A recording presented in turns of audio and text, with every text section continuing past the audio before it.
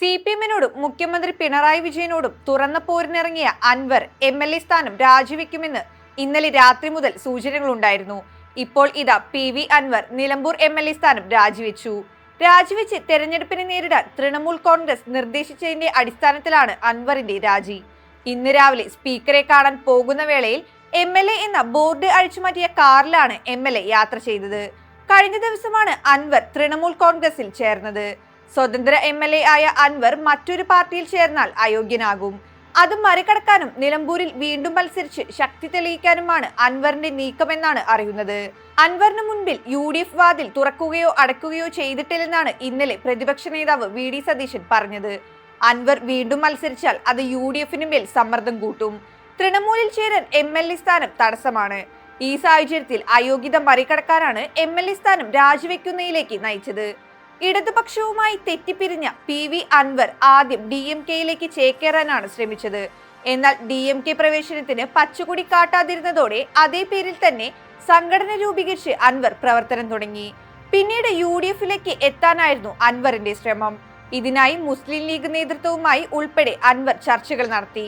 ഇതിനിടെ DFO office മാർച്ചിനിടെയുണ്ടായ സംഘർഷത്തിൽ PV. അൻവറിനെ അറസ്റ്റ് ചെയ്തതോടെ നിലമ്പൂർ MLA-ക്ക് പ്രതിപക്ഷത്ത് നിന്ന് കൂടുതൽ പിന്തുണ ലഭിച്ചു.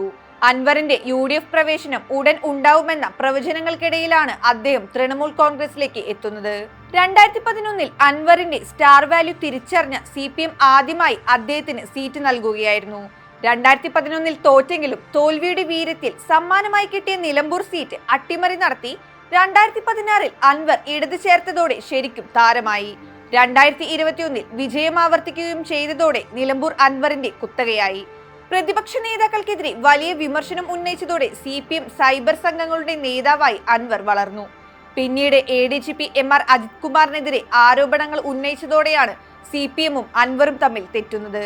അജിത് കുമാറിനെതിരെ ഉന്നയിച്ച ആരോപണങ്ങളിൽ നടപടിയുണ്ടാവുന്നില്ലെന്ന് പറഞ്ഞായിരുന്നു അൻവർ മുന്നണി വിട്ടത്.